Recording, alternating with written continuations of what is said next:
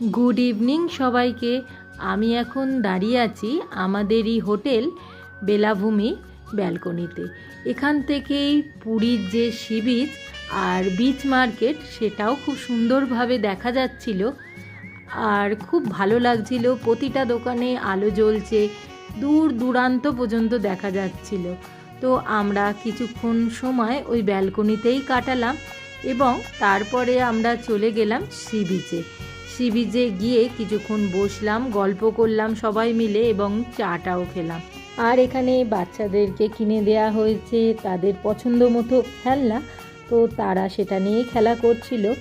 তারপরে আমরা একটু বিচ মার্কেট ঘুরে গেলাম রাত্রিরের খাওয়া দাওয়া সেরে নিতে। খাওয়া দাওয়া সেরে আমরা সবাই ফিরলাম হোটেলে। আর যাই হোক, এই ব্লগটা আমি এখানেই শেষ করছি। দেখা হচ্ছে নেক্সট দিন নেক্সট ব্লগে।